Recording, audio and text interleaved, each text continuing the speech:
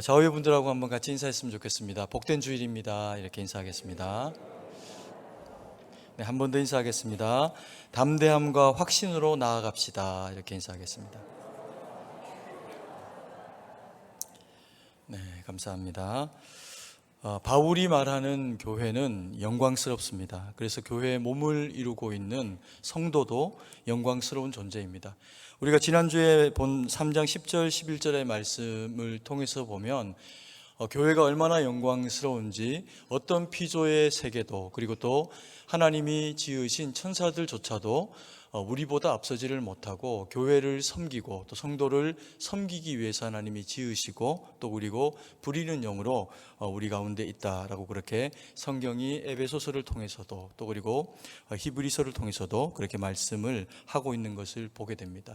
우리가 그 성도라고 하는 것이 그래서 참 너무나도 귀한 부르심을 입은 것이고, 하나님이 우리를 얼마나 사랑하시는지에 대해서 이 성도, 거룩한 무리라고 하는 명칭이 우리 가운데 주는 그 위상은 이루 다른 것으로 설명할 길이 없습니다. 우리가 바울을 통해서 보게 되는 오늘 본문의 말씀 12절과 13절을 말씀을 통해 가지고 교회의 구성원이 되는 이 성도가 이렇게 영화롭고 또 거룩한 대상이라고 하면 그들에게 하나님이 주시는 당부하고자 하는 어떤 그 마음들이 있는데 그게 무엇인가, 이것을 우리가 이 말씀을 통해서 함께 새기는 그런 그 시간들을 가지기 원합니다. 첫 번째로 바울은 에베소 교인들과 우리들을 향해서 묻습니다. 당신이 성도입니까? 그러면 담대함을 가지십시오라고 그렇게 요청을 하는 것을 보게 됩니다. 3장 12절 말씀인데요, 같이 한번 읽도록 하겠습니다. 우리가 그 안에서 그를 믿음으로 말미암아 담대함과 확신을 가지고 하나님께 나아감을 얻느니라. 아멘. 오늘 본문의 그 말씀에 보니까 바울은 담대함과 확신을 가지고 하나님 앞에 우리가 나아갈 수 있다, 이렇게 이제 이야기를 하고 있습니다. 그 중에서도 담대함이라고 하는 이 표현을 통해 가지고 성도라면 우리가 하나님 앞에 나아갈 때 담대해야 한다, 담대할 수 있다라고 하는 이야기를 하고 있는 것을 보게 되죠. 그러면 우리는 왜 하나님 앞에 나아갈 때 담대함을 자격으로 그렇게 가질 수가 있을까요? 원래 우리는 죄인이었고 또 그리고 하나님과 원수됨으로 행하고 있던 그런 그 자들이었으며, 그리고 또 예수님을 믿고 우리의 영혼이 단번에 주님으로 말미암아 구원을 획득했지만 때로 우리가 살다 보면 우리의 그 삶의 모습 가운데 어리석음과 연약함이 드러나기도 하면서 이런 그 담대하지 못한 모습을 우리가 가질 때가 왕왕 생길 때가 있습니다. 그런데 바울이 우리에게 권면하고 있는 내용은 너희가 담대히 하나님 앞에 나가야 된다라고 이야기를 하고 있는 것을 보게 됩니다. 그러면 바울은 우리에게 왜 담대함으로 하나님 앞에 나아가라라고 그렇게 요청을 하고 있는 걸까요?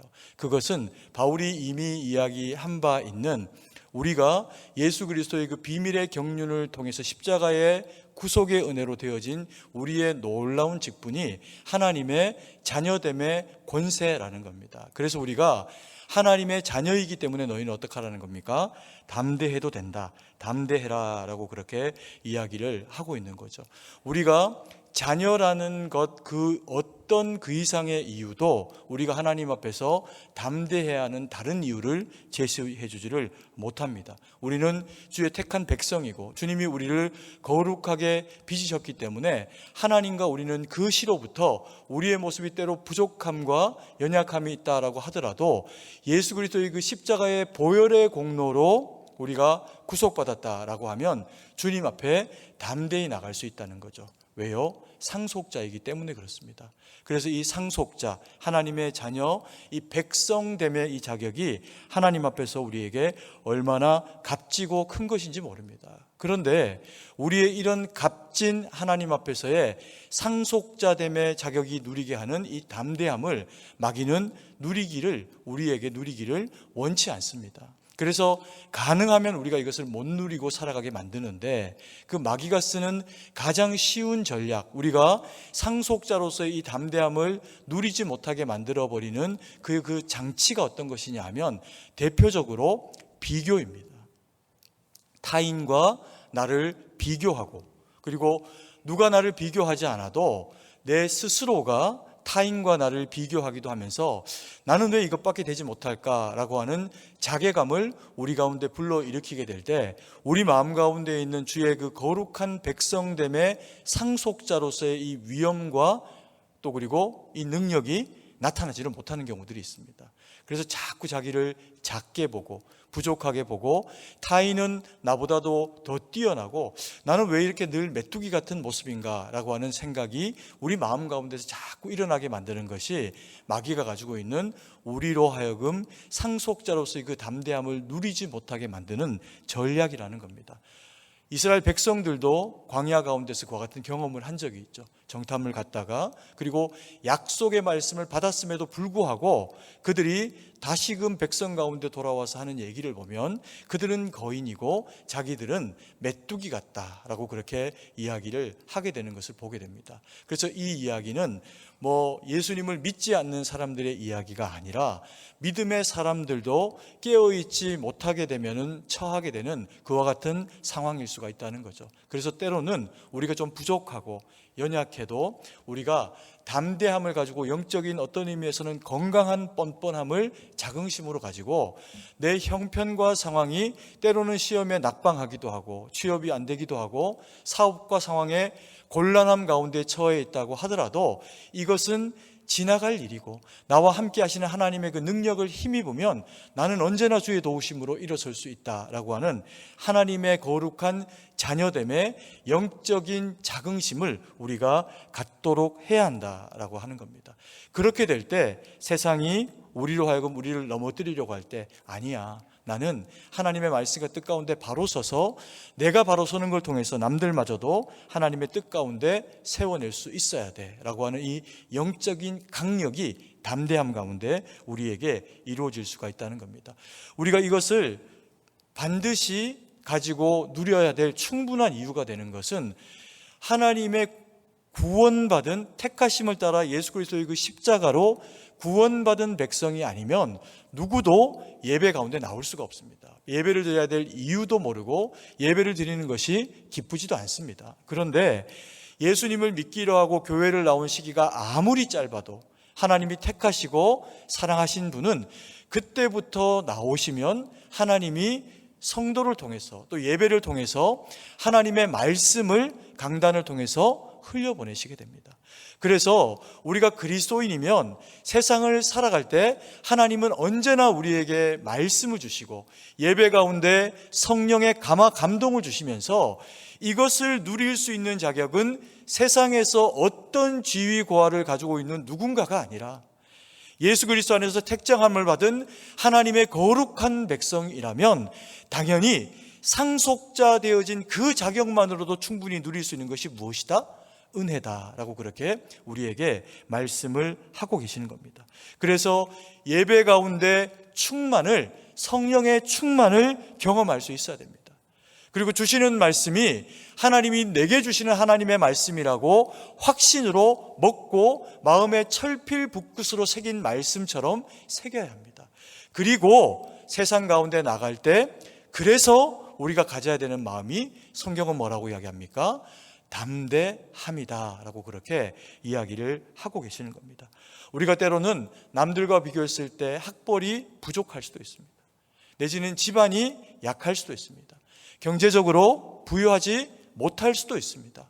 그러나 우리가 그리스도 예수 안에서 주를 믿는 하나님의 거룩한 백성이 되면 그러한 상황과 자격이 이 땅에서는 어떠하든 하나님이 우리를 택하신 그 사랑과 그리고 예정하심으로 말미암아 감당하신 십자가의 무게는 조금도 다르지 않다는 겁니다.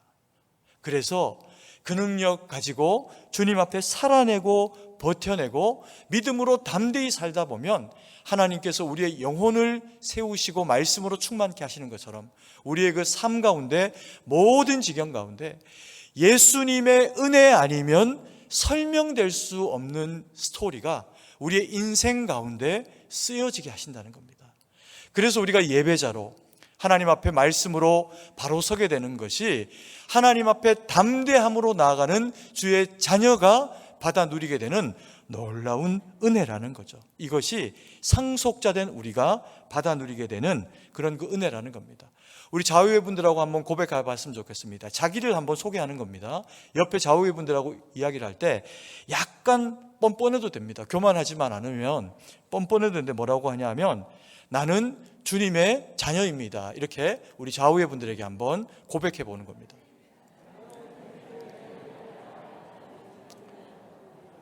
네, 아멘이시죠.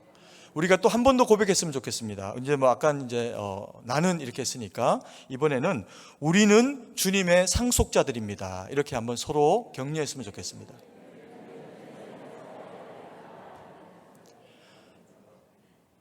확신하시고 믿어 의심치 않으시죠? 네, 우리는 주의 택한 자녀이며 또 우리 모두는 그래서 주의 상속자들입니다. 그리고 두 번째로 바울이 그래서 이 믿음의 상속자가 돼서 담대한 마음을 가지고 있는 성도님들에게 한 번 더 두 번째로 주는 단어, 묻는 이야기가 있습니다. 그게 뭐냐면 확신이라고 하는 단어입니다. 우리가 본문의 말씀 3장 12절 말씀을 다시 한번 읽도록 하겠습니다. 우리가 그 안에서 그를 믿음으로 말미암아 담대함과 확신을 가지고 하나님께 나아감을 얻느니라. 본문의 말씀에 보니까 우리에게 뭐라고 요청하냐 하면 너희가 하나님의 자녀냐? 그러면 담대해라. 충분할 자격이 그 담대함을 그것으로만도 너희들에게 주어졌다. 이렇게 이야기합니다. 그리고 다시 한번 이 담대함을 보충해 주는 단어를 바울이 사용하는데 뭐라고 이야기하냐면 확신하라 이렇게 이야기합니다. 이 확신을 가지고 나아가라 이렇게 이야기하고 있습니다. 그러면 이 확신은 어떤 그런 그 의미를 가지고 있는 그런 그 단어일까요?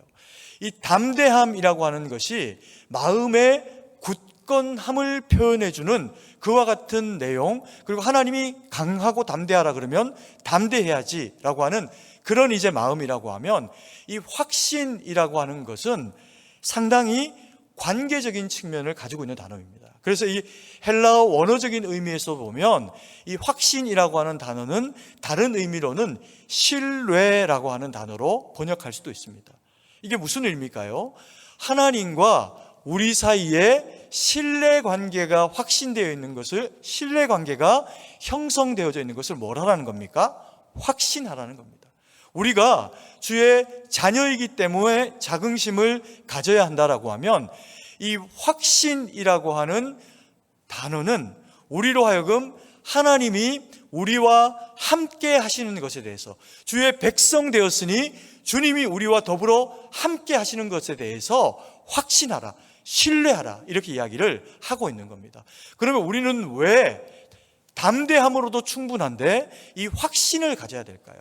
이 확신은 담대함이 상속자에게 주는 하나님 앞에서의 거리낌 없는 이것으로만 충분한 마음이라고 하면 이 확신이라고 하는 것은 그래서 우리가 주의 자녀됨으로 부르심을 얻고 나면 주님 앞에서 세워진 사명자로서, 일꾼으로서 하나님이 우리에게 어떤 일들을 위임하시며 감당하게 하실 때 내가 너와 함께 할게, 나를 붙잡고 일해라, 내가 너와 함께 하고 있다, 이것을 우리 가운데 확신시켜 주시면서 주님과 함께 동행하는 믿음의 삶이 되시도록 우리 가운데 주는 믿음의 마음이 확신이라는 겁니다.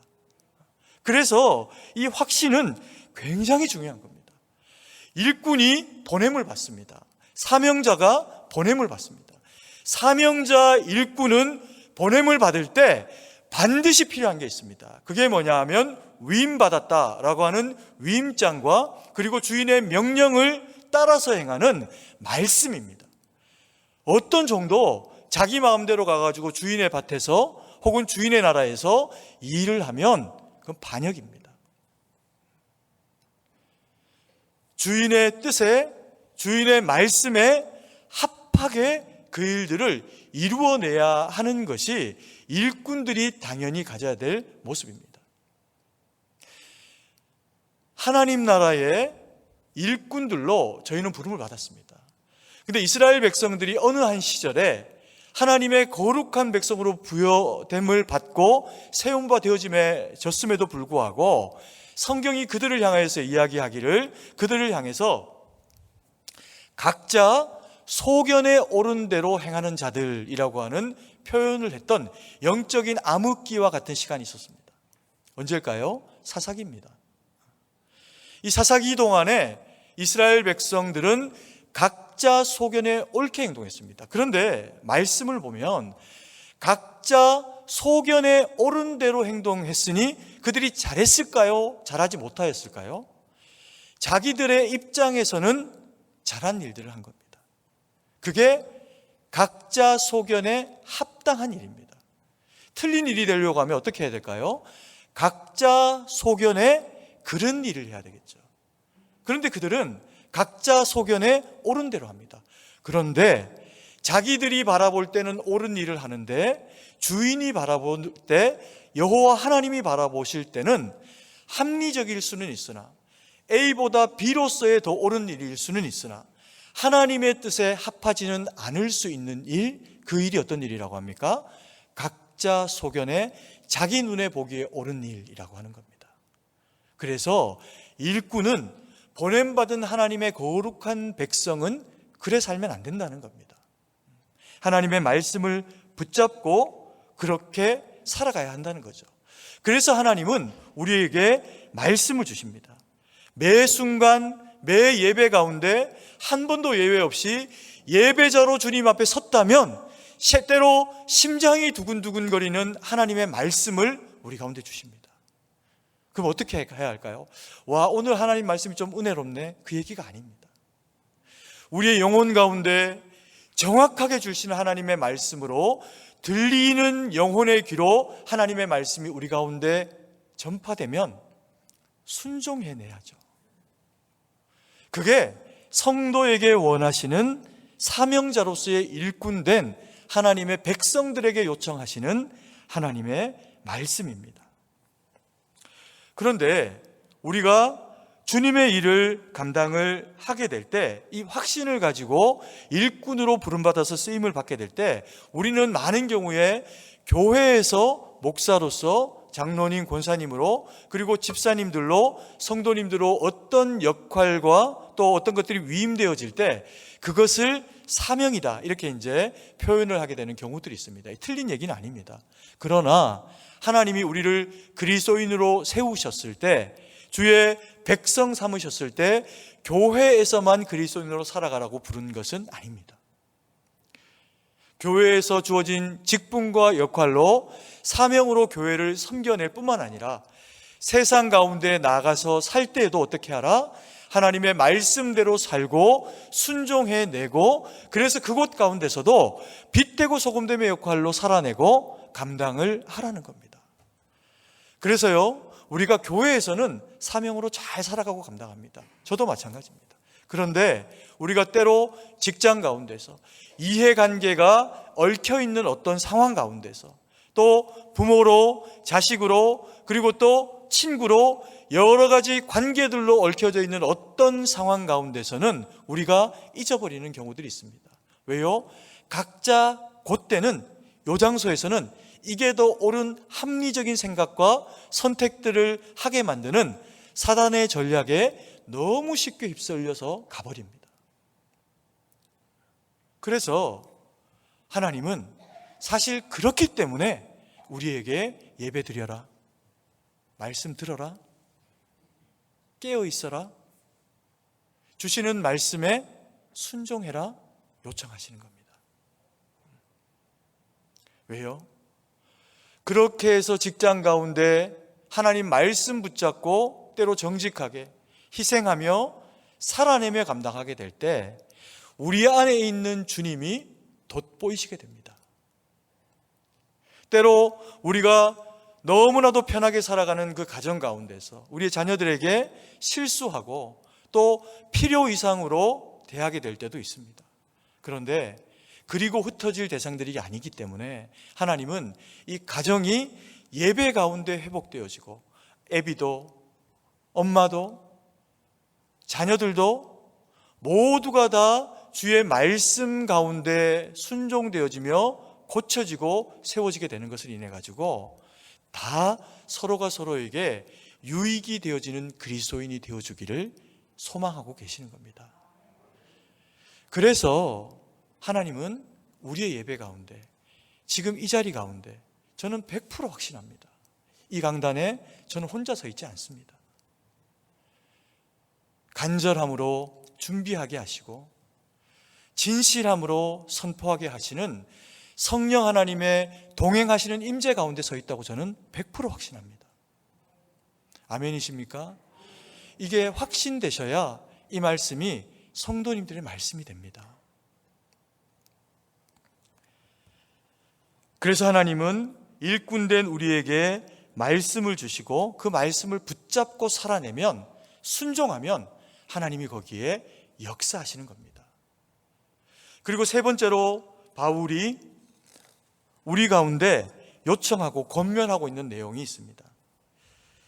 담대함과 상속자로서의 이 담대함과 일꾼으로서의 이 확신과 신뢰를 가지고 주님과 동행하면서 우리가 반드시 해야 될 것이 있다고 이야기합니다. 그게 뭐냐 하면 담대함과 확신을 가지고 하나님께 어떻게 해라? 나아가라. 본문의 말씀을 우리가 한 번 더 읽어보면 좋겠습니다. 12절 말씀입니다. 같이 한번 읽겠습니다. 우리가 그 안에서 그를 믿음으로 말미암아 담대함과 확신을 가지고 하나님께 나아감을 얻느니라.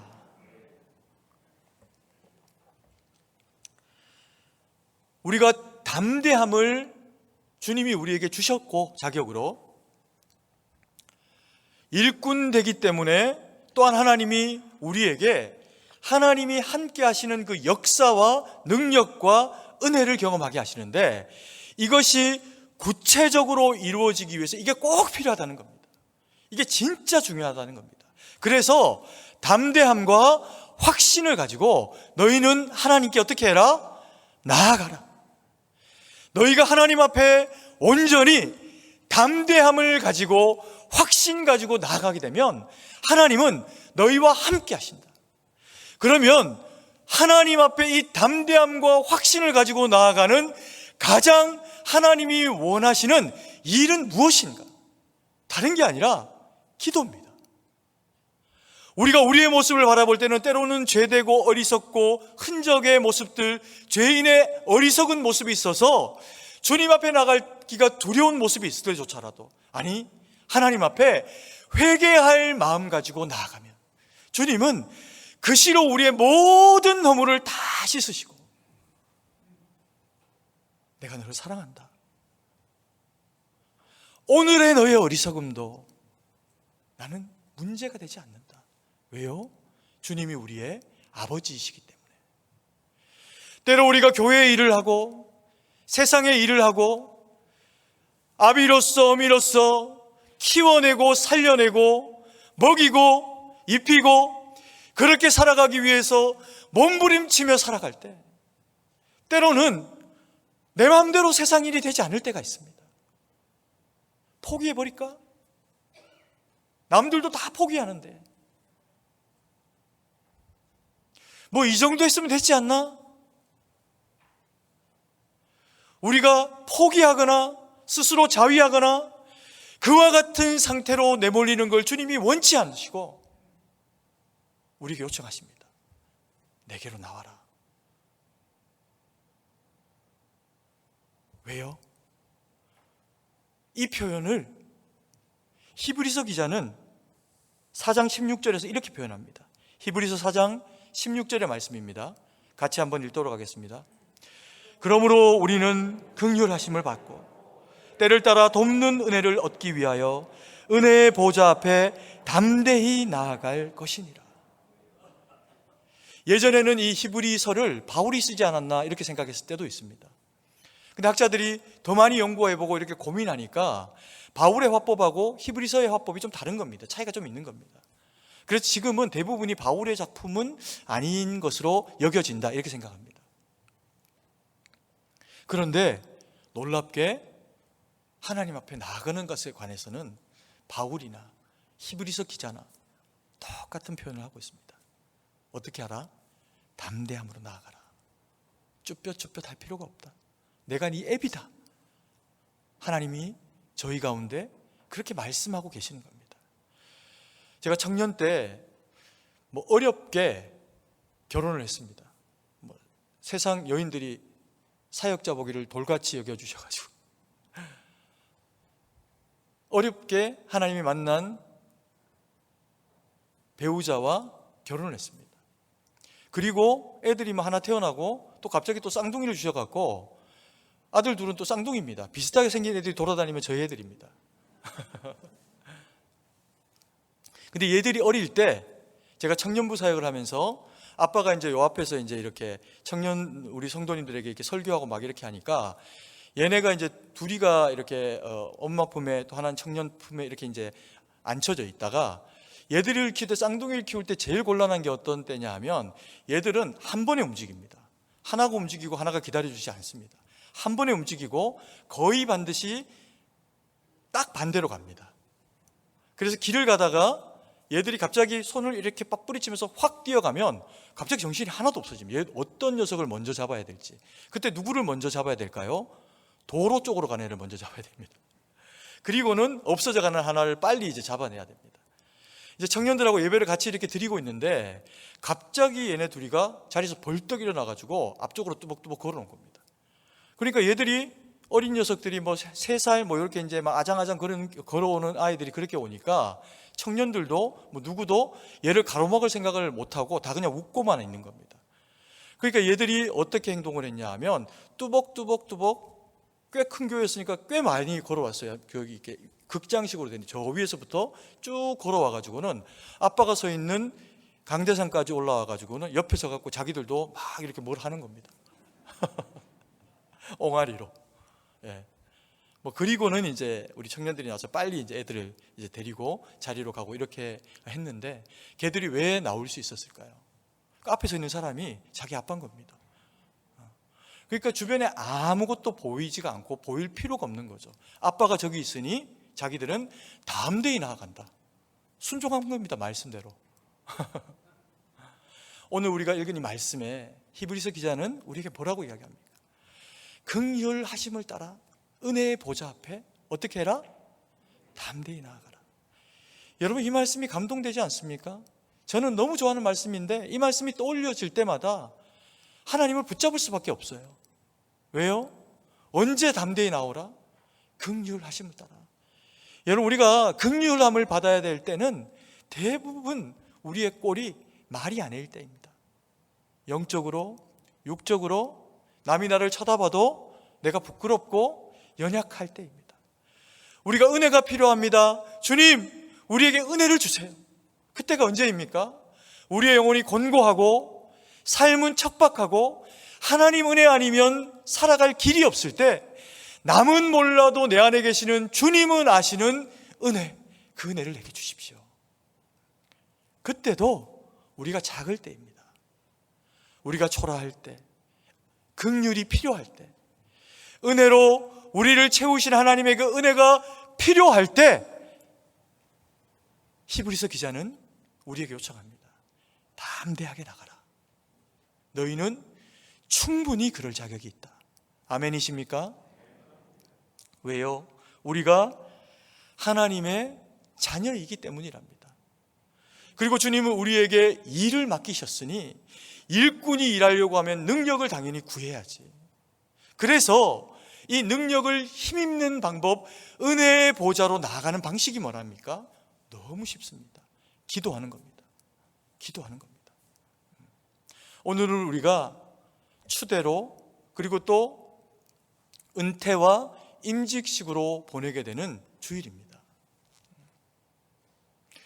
이제 많은 분들이 하나님의 일꾼으로 세워지게 될 때 찾아오는 마음은요, 부담입니다. 내가 이렇게 연약한데 주님의 일을 감당할 수 있을까? 그러면서도 주님이 주시는 그 힘으로 꾸역꾸역 맡기신 일이니 성실함으로 그걸 감당해냅니다. 그러면 하나님이 우리의 믿음을 키우시고 영향을 주시면서 그 일들을 감당해내게 하십니다. 그런데요, 우리는 다 나이 들어가고 다 흙으로 돌아가는 어느 즈음이 되면 저도 마찬가지일 겁니다. 은퇴, 추대, 현재 내가 하고 있는 어떤 일들과 상황에 대해서는 내려놓아야 되는 어떤 시기가 찾아오게 됩니다. 근데 우리가 하나님 앞에서 가져야 될 마음 중에 가장 중요한 것은요, 우리는 숨 쉬는 동안에 다 사명자입니다. 우리의 호흡이 끊어지는 것은 우리의 사명이 다 있기 때문입니다. 그러면 그렇게 우리에게 현실적인 일들에 대한 역할이 이제 그만이라고 하는 은퇴와 추대가 되어지는 상황이 됐을 때도 우리가 절대로 잊지 말아야 될 교훈을 사무엘은 자기의 인생을 통해서 그렇게 이야기합니다. 내가 하나님 앞에 이스라엘 백성들을 위해 가지고 기도하는 것 지속할 것이다. 그래서 기도하지 아니하는 죄라고 표현합니다. 죄를 하나님 앞에서 범하지 아니하겠노라. 여러분, 부름받고 어떤 역할로 세워지면 몸이 닳도록 일해야 됩니다. 그게 부름받은 종들이 가져야 되는 모습입니다. 그런데요, 젊을 때 우리가 그렇게 살아내고, 그래서 재정적으로도 또 몸으로도 시간으로도 하나님 앞에 그렇게 헌신할 수 있을 때 그것을 감당할 수 있는 능력을 주시니 그 일을 감당하게 하시기 때문에 우리가 기쁨으로 그 감사로 그 일을 감당해내야 됩니다. 그런데 오늘 이제 은퇴를 하시게 되는 우리 권사님들, 또 우리 장로님, 그 사명이 끝나질 않으셨습니다. 젊은 사람들이 바쁘기 때문에, 아직은 이 영적 교훈의 가치가 얼마만큼 귀중한 것인지 모르기 때문에 그들이 기도하지만 부족할 때, 우리 믿음의 아버지들, 믿음의 어머니들이 교회 가운데 엎드려서 예배를 위해서, 성도의 삶을 위해서, 믿음으로 하나님 영광 돌리는 우리 승동교회가 되어지기 위해서 하나님 앞에 기도하는 이 기도의 능력은 젊은 사람들이 못 따라갑니다. 따라갈 수가 없습니다. 바쁘기 때문에.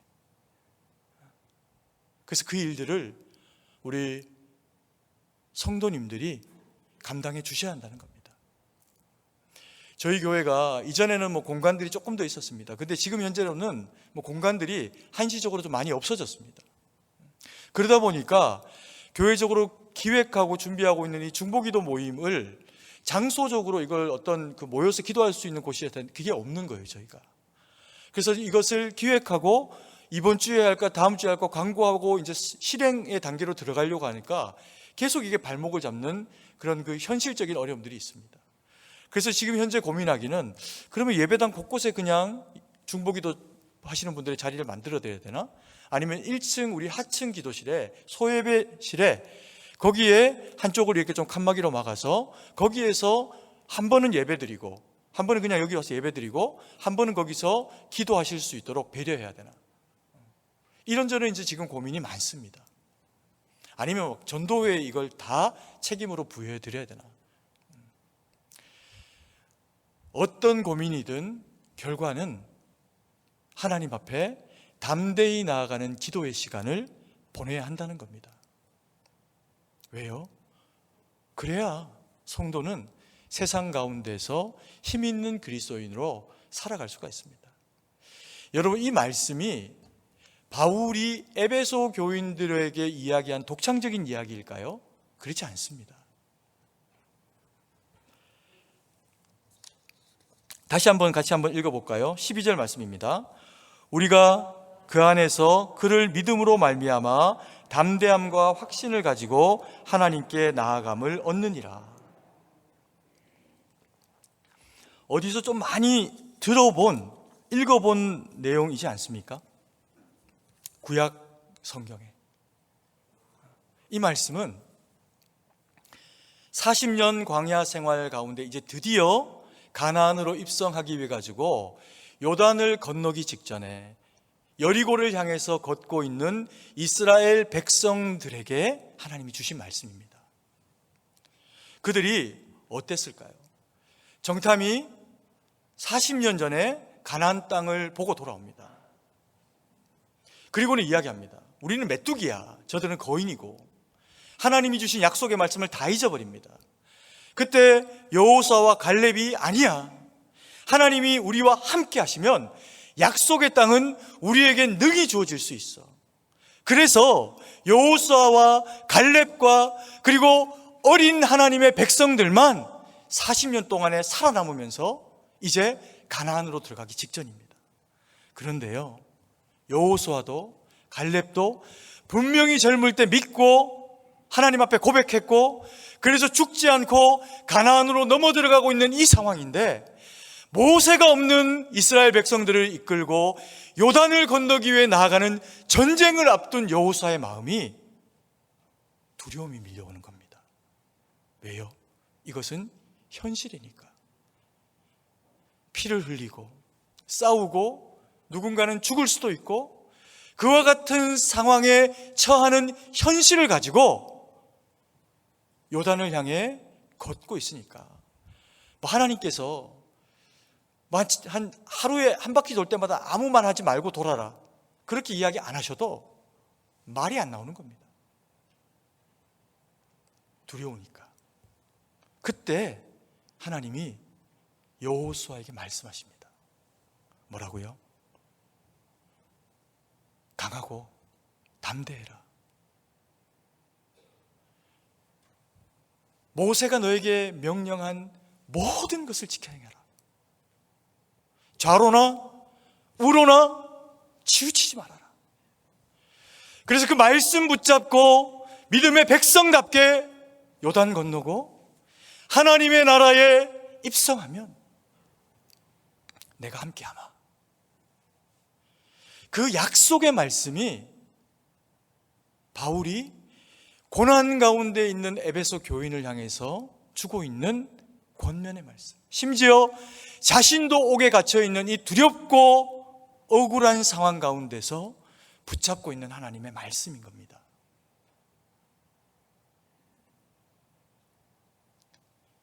여러분, 우리가 세상을 살아갈 때 많이 느끼게 되는 마음들이 내가 작은 겁니다.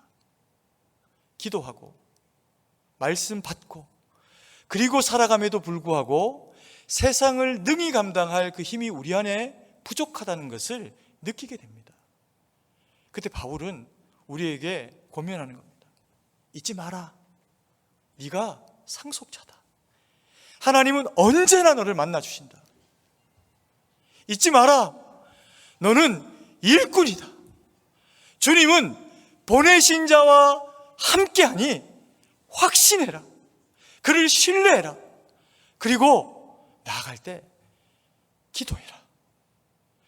기도하며 주의 도우심을 구하고 기도하며 주의 의로운 오른손을 붙잡고 나아가면 하나님이 우리의 심중에 함께 하시고 우리가 딛는 그 모든 땅 가운데 그 발자국 발자국마다 함께 하시면서 내가 너로 형통하게 하마. 아멘이십니까? 그 은혜가 저와 우리 사랑하시는 성도님들 가운데 있어지기를 간절히 소망합니다. 기도드리겠습니다. 사랑의 아버지 하나님, 은혜와 사랑을 감사드립니다. 우리가 가장 부족할 때, 우리가 우리 스스로를 돌아보아도 죄인인 것을 고백할 수밖에 없을 때 주님 우리를 찾아오시고 우리를 만나시고 아버지 하나님, 우리를 주의 택한 백성으로 구원해 주심을 믿고 의지하고 고백합니다. 하나님, 때로 그럼에도 불구하고 여전히 세상 가운데 이리 치이고 저리 치이고 연약하고 낮아진 모습 가운데서 살아갈 수밖에 없을 때, 그때조차라도 아버지 하나님 믿음의 눈 뜨고 담대히 주님 앞에 기도하며 나가기를 원하오니 주여 우리와 함께 해주시고 주여 우리를 자녀 삼으시고 우리를 일꾼으로 사명자로 세우시니 성령의 능력으로 우리 가운데 함께 해주셔서 주님과 동행하는 믿음의 삶이 되도록 확신 가운데 믿음 가운데 우리를 세워주시옵소서. 아버지, 우리가 세상 가운데 무엇이 없어도 하나님 이 자격과 확신 가지고 주님 앞에 기도하며 나아가기로 작정하고 다짐하오니 주여, 그래서 기도하며 순종하며 나아가는 주의 거룩한 백성들에게 아버지 하나님 성령의 은혜와 약속의 말씀과 동행하시는 하나님의 일하심으로 역사하여 주옵소서. 아버지, 우리도 그래서 형통을 경험하기 원합니다. 내 능력으로는 할 수 없지만 주님의 능력으로 감당되어지는 형통을 경험하기 원합니다. 그래서 오직 주님께 영광 돌리는 저희가 될 수 있도록 아버지 하나님 함께 하시고 은혜를 베풀어 주시옵소서. 주님께 모든 것을 의지하고 감사드리며 살아계신 주 예수님 이름으로 기도드립니다. 아멘.